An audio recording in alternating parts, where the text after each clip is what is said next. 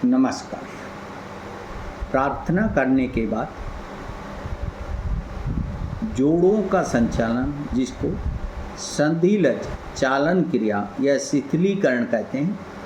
पहले गर्दन का संचालन गिरवा संचालन है, स्कंध संचालन कंधों का संचालन है, तीसरा कटी संचालन कमर का संचालन है और चौथा घुटनों का संचालन है, जिसे हम करेंगे, एक एक करके करेंगे।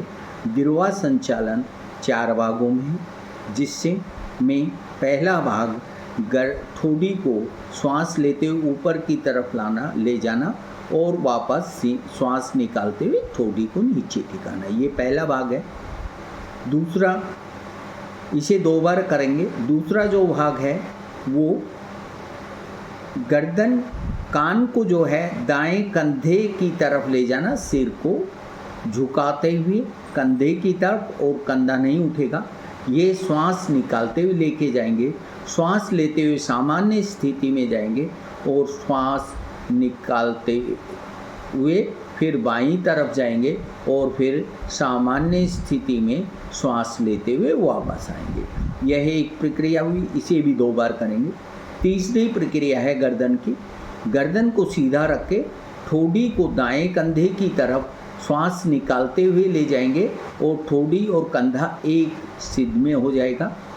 फिर श्वास लेते हुए वापस आएंगे, फिर श्वास निकालते हुए बाईं तरफ ले जाएंगे और फिर श्वास लेते हुए सामान्य स्थिति में आएंगे।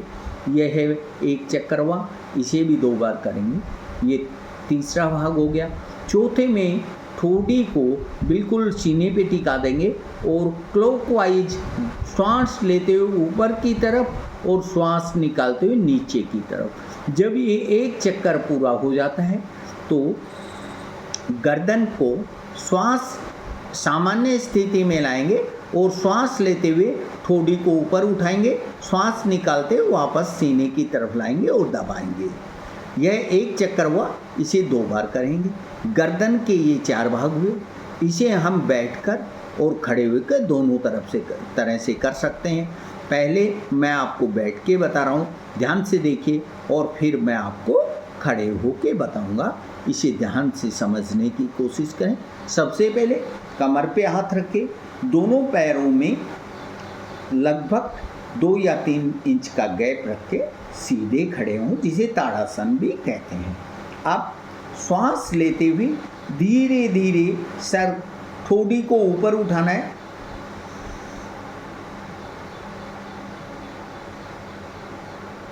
निकालते हुए धीरे धीरे नीचे लाना है और सीने से सटा देना है, पूरा श्वास बाहर करना है।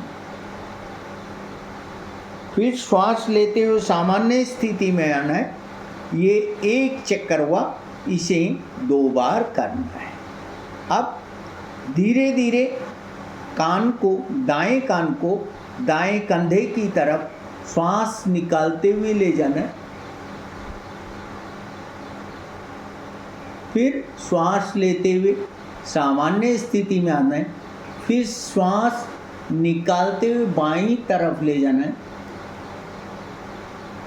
फिर श्वास लेते हुए वापस आना है सामान्य स्थिति में। यह एक चक्कर हुआ, इसे भी 2 बार करना है। अब तीसरा, ठोड़ी को दाईं ओर घुमाना है श्वास निकालते हुए। श्वास लेते हुए सामान्य स्थिति में, श्वास निकालते हुए बाएं, श्वास लेते हुए सामान्य स्थिति में। ये एक चक्कर हुआ, इसे भी 2 बार करना है। अब चौथा भाग, गर्दन को नीचे टिकाइए, क्लॉकवाइज जिस तरह घड़ी घूमती है उसी तरह श्वास लेते हुए आगे घूमना है, श्वास निकालते हुए नीचे की तरफ आना है, पूरा चक्कर करना है। फिर श्वास लेना है, ऊपर उठाना है, श्वास निकालना है, नीचे दबाना है। यह एक चक्कर हुआ, इसे भी 2 बार करना है। इसे खड़े होकर भी समझना है। खड़े होना है, पैरों में 2 या 3 इंच का गैप हो, दोनों हाथ इस तरह रखें, श्वास लें, ऊपर श्वास निकालें, नीचे दबाएं, श्वास लें, सामान्य स्थिति में आए, इसे 2 बार करें, ये एक चक्कर हुआ है। फिर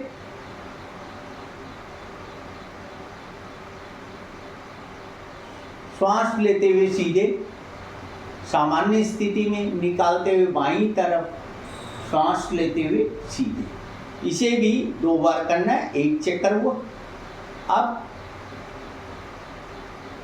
श्वास निकालते हुए, लेते हुए, निकालते हुए, लेते, ये भी एक चक्कर हुआ, इसे भी 2 बार करना है। फिर टिका देखिए करते हैं, क्लॉकवाइज घुमाइए, जिस तरह घड़ी घूमती है, पूरा चक्कर करिए,